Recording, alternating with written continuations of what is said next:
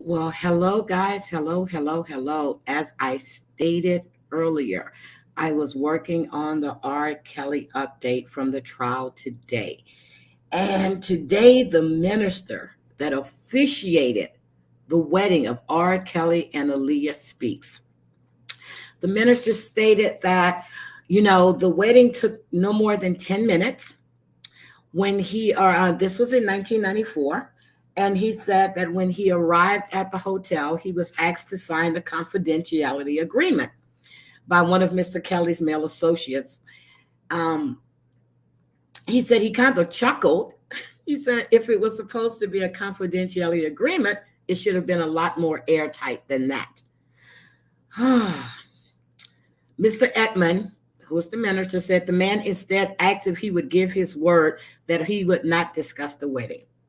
And he agreed to that. And he held that until he spoke at the trial. He said, Mr. Kelly and Aaliyah emerged from another room in matching jogging suits and exchanged vows. And in 10 minutes or less, the proceedings were over. He said he was offered $25 or $50 for his services, but he added he was just doing it as a favor for a friend. And he said he found the entire situation odd. He said he didn't think it was anybody special, and I didn't understand it at all. So he was there. He was offered the money, and normally they do charge you to officiate, but he did it as a favor, not like R. Kelly couldn't afford it, but it's just sad. Then there was a third woman on the witness stand, and she testified that he exposed her to HERPS. Her first name is Faith, and she's the one that testified on Tuesday. She said that he did not inform her that he had the incurable disease before he began having sex, and he declined to use a condom. She said when she asked him to use a condom, he said, "We don't need a condom." And, so far, 5 of the people that were underage and testified also said that he never used condoms. But Faith was 19 when she first met Mr. Kelly. Oh, gosh, she met him in Texas, too, in 2017. And they began a sexual relationship about 11 months after that. Oh, my God. So, he's on trial for racketeering, 8 counts of violating interstate anti-sex trafficking laws.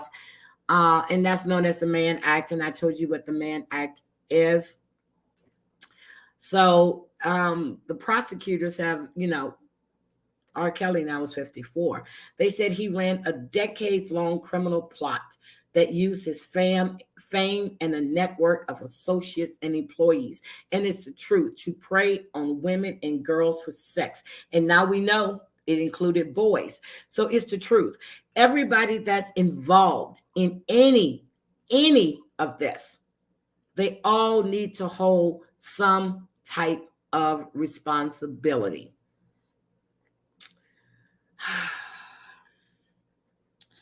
So Faith continued her testimony today. She said that her sexual encounter with the singer began in 2018, and she started developing cold symptoms, and later her mouth had bumps everywhere. Oh my God. She testified that she went to urgent care and later to the OBGYN, who diagnosed her with type 1 herpes. She says she reached out to him several times, but he never, ever responded. All she wanted was answers from him. So she contacted a lawyer here in Texas, and she later received a call from R. Kelly. After she had texted him repeatedly, she said that she kept trying to reach him and nothing, nothing, nothing. He never responded until she reached out to this attorney. And, at that time, she asked him, why didn't he tell her that he had HERPES? He said, I don't know what you're talking about. But if I did know what you were talking about, we're not going to talk about it over the phone. So that's basically telling her that he had it.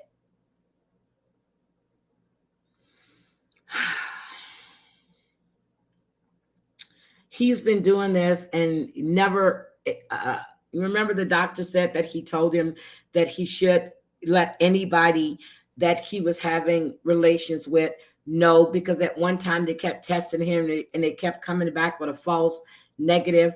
Geronda Pace, she got it in 2009.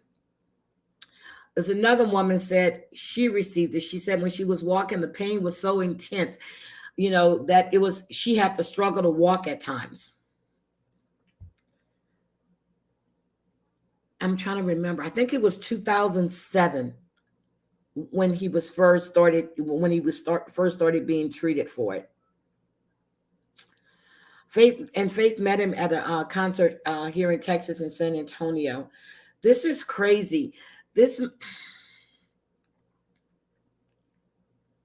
I don't know, guys. What do you think? But his defense attorneys, I'm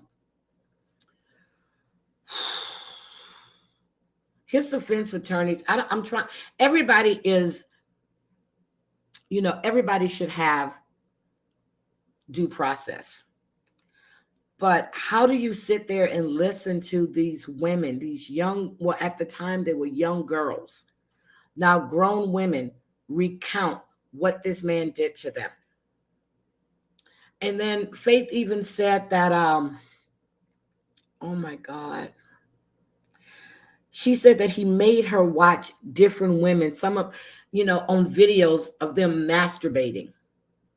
And then he told her, and he told her that he was raising these women. She said that,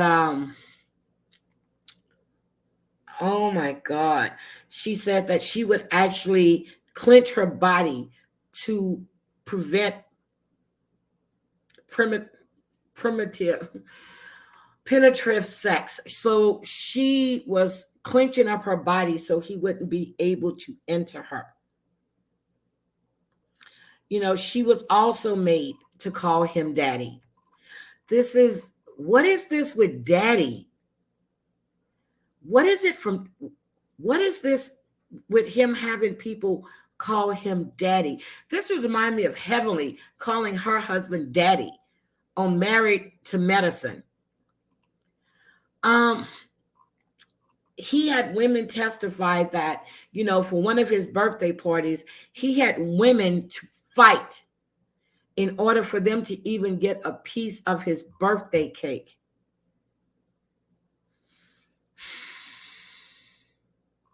This is ridiculous. I'm just trying to figure out, and I keep saying it again, the parents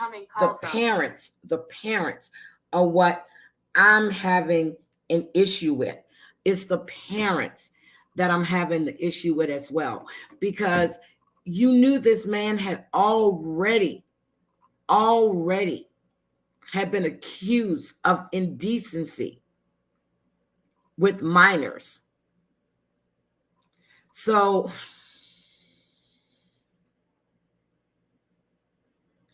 this is just crazy. But anyway, guys, that was the highlight from the trial today. And, I just can't, I really get a bad taste. It was enough that I actually watched that documentary.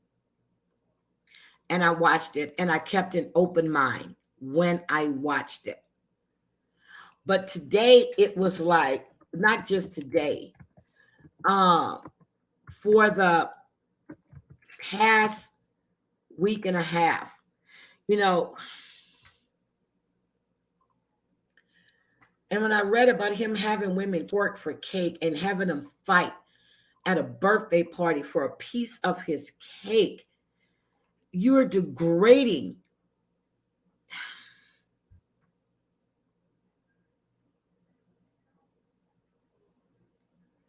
He actually made these women fight. But how do you sit there and make somebody fight? He didn't like that they were twerking for cake, so he made them fight.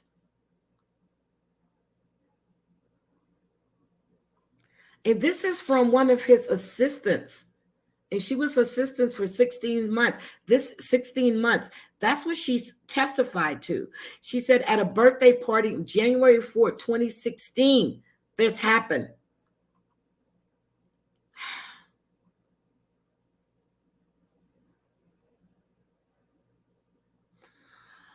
Oh my goodness.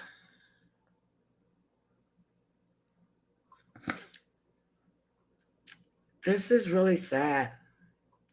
So this was the fourth employee of R. Kelly. You remember the manager, one of his drivers, and I can't remember the other person, is actually testifying against him. And they're just proving a pattern of behavior. Remember when I said about the racketeering charge? The reason why they charged him with racketeering is because you can bring in past indiscretions and it shows a pattern of behavior. Some of these girls, they testified that, they had to have permission to use the bathroom. They had to, they had to wear baggy clothing. They had to stand. How do you let somebody treat you like this? Really? How? If a man entered, they had to stand facing elevator walls. If they were buying elevators, this is crazy. They didn't move unless they had permission. What could he? We all saw the video, okay? That was not his brother in there. What are you with? The name? I mean, you're letting this man degrade you? Okay, 17, 16, one was 19.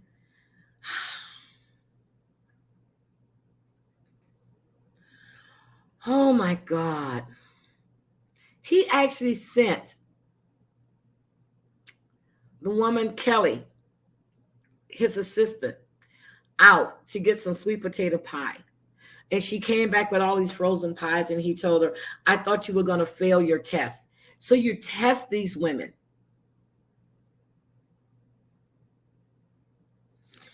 And when she spoke to one of these girls, they got into an argument in the studio.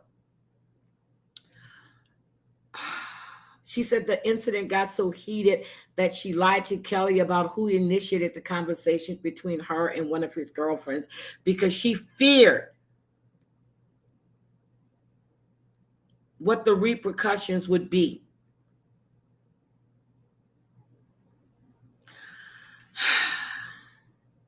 She said nobody could speak to these girls. Nobody.